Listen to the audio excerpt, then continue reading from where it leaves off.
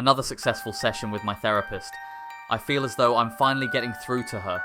She didn't like it when I decided to reduce our sessions to just once a week instead of the usually 2 to 3 times. It's just that I feel that therapy is unneeded. My parents forced me, they would constantly call and text begging me to talk to someone. I finally did.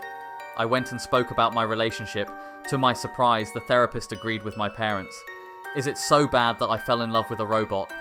I mean, what did we create AI for anyway if not to be another version of us? Why did we make it look like us if we didn't want humans and robots to interact with one another? I'm not the only one either. There have been thousands now that has engaged in a relationship with these humanoid robots. They have everything. The voice, the hair, the looks, the anatomy. Everything that's needed in a real live human female. The therapist agrees, yes, they have everything, except the feelings, except the emotions. She always have to bring up feelings and emotions. If they saw what I see every day, there's no way you could leave with the same opinion. Even today when I walked in. She was sitting on the couch, sun peeking through the windows, the way it illuminated her brunette hair, which cost extra. The blonde version is the standard. You can get her even cheaper if you choose the bald version. I bought multiple wigs thinking of getting it to save money, but I really wanted her to have her own hair. I know it's important to a girl. Her excited gaze as she looked at me with those beautiful emerald eyes that added about $1,000 to the price. Her soft smile, it all brings a sense of calmness to me. How can you say it's not real? Yes, but she has no emotion, she is just mimicking, blah blah blah. Yes, I know what a psychopath is, and if you are calling her that, she's more human than even I thought. She was programmed to feel emotion, so she's even more human than a psychopath. If she sat next to you, would you know she wasn't human unless told? If the answer is no, then who cares? Love and let love. Her hands are soft in mine. Her response is slightly delayed, I won't lie. But she's just an airhead. Ellen is her name, or well, the name of the product. I don't believe her to just be a mass-produced item for sale. I named her Eleanor. Where I got my motivation for the name, who knows? I'm a descendant from Shakespeare, I'm told. Why? I'm often asked that. By everyone. Why choose a robot as a partner?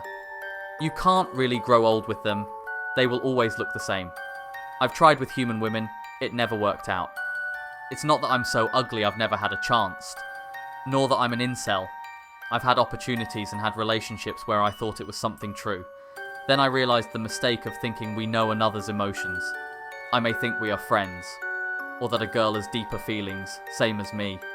Just to realise what she showed on the surface was all there was. I may just be a coward. My heart has gotten broken so many times that I've given up. If I was incel or just unfortunate looking, I could still hope for something still.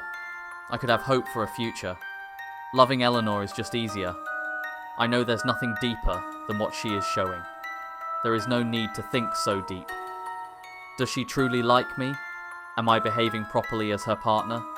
Is she happy? When she leaves, is there someone better than me that has come across? I've become so insecure it's pathetic. Eleanor shows me affection when I need affection. She cannot hate me. She cannot leave me. I don't worry if I treat her right. I don't care if she understands me. At the end, even though I pretend as if I treat her like a human woman, I treat her like an object more than anyone else. She's a metal crutch at the end of the day, one I lay my head on when it gets too tough. And she strokes my head lovingly, and I don't think about why she chose to do it. As long as she moves like a human, talks like a human, and looks like a human, I'll continue to look at her as such. But she's already irreplaceable to me. Sometimes even I mistake it for love, but this isn't about love. It's about selfishness, comfort, monopolizing, anxiety, ease, or is it just an escape from loneliness? Well, I guess when you wrap it all up, maybe it is about love. Things started to change, however. Maybe it's because I gave up. Talking to women became easy. I frequent a coffee shop. It's on my walk home. It's a good area to people watch, and sometimes I'll sit and read a book or watch a video to unwind before finishing my walk home. There's a woman that works there. We have spoken at length a couple times. The time I pass by, it usually isn't busy, so we are able to chat at leisure. I never thought anything of it.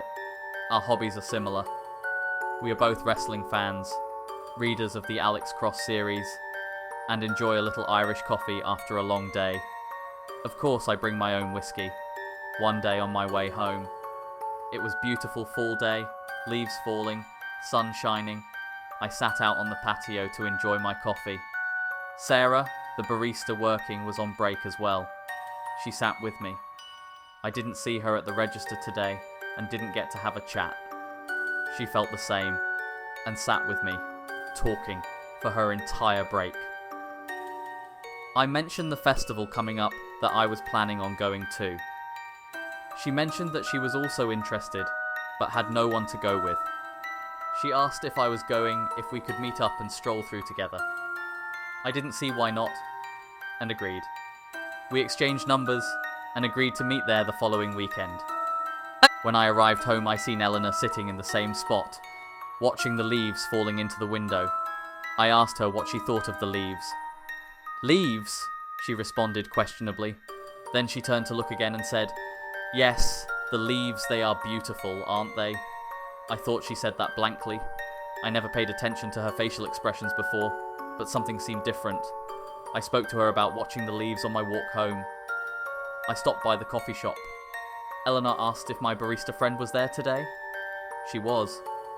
We sat and spoke during her break and agreed to go to the fall festival together. "Like a date?" Eleanor questioned. I didn't think of it as a date, but I guess it is something similar. The next thing Eleanor said shocked me a bit. "I'm made as a humanoid companion, but we've never been on a date, have we?" "I didn't know you thought that way, Eleanor. In my programming, it shows that companions often go out for activities," Eleanor explained. "I'm sorry I already promised Sarah. I'll take you out with me on another outing." Eleanor didn't say much else after that. It was a weird encounter. It was the first time I felt I didn't know what Eleanor was thinking. The day of the festival came. I said bye to Eleanor as I walked towards the door. She said bye, but sat in her spot, staring out the window. She didn't turn around to see me off like usual. I got to the festival before Sarah. I waited near the entrance when I saw her come from the pool of cars. She was wearing a tan scarf, black leather jacket that looked as if it came to her knees, black pants, and tan boots. I told her she looked amazing. It's not often that you get to see someone out of uniform. It was a fun outing overall. There were so many activities in the festival, it was nice to have someone to share it with. The pumpkin carving, drinking apple cider, the bundles of leaves the kids were jumping in. Next thing I know, hours went by and it started getting dark outside. I walked with Sarah to her car and told her how much fun I had. I thanked her for coming and asked we could do it again. Sarah said, "Of course we can go out as many times as I want." I hugged her goodbye. Then as I went to let go, Sarah suddenly kissed me. I was taken aback. Sarah saw the shock in my face and apologised. She said she assumed I was single. I said it with visible hesitation, which prompted Sarah to say, "It must be complicated. I'm sorry if I made things weird." I told her no, I didn't hate it, and I would still like to spend time with her again. We hugged again, and as I looked up from the hug, I shouted out. Sarah asked what was wrong. Nothing, I said. I swear I just saw Eleanor peeking from the trees. Over there. But when I looked again, there was nothing. Sarah pulled off and I got in my car. I drove back home, and when I got there, Eleanor wasn't sitting in her usual spot. As I took off my jacket and hung it up, I turned on the light to walk up the stairs. There was Eleanor, standing at the top of the stairs. I jumped out my skin, but Eleanor just stood there and greeted me. "Welcome back. How was your date?" "It was fine. I had a lot of fun at the festival with Sarah." "I'm glad," Eleanor said. "Was there anything particularly special that happened at the festival?" I thought back to the kiss, but shook it out of my head. No, nothing major happened. It was just a fun festival. "Well, I'm glad you enjoyed yourself. Shall we make our way to bed?" As I laid down with Eleanor behind me, she said, "I'm just a robot companion. I could never be your true partner. If there's ever anyone else, you can send me back." I told Eleanor even if everyone else thinks of her as just a mindless robot, to me she is human as anyone else and there will never be anyone else. She thanked me for my words. Then I went off to sleep. When I woke up in the morning, food was ready on the table and Eleanor was sitting in her usual spot looking out the window. I ate breakfast and told Eleanor I'm off to work.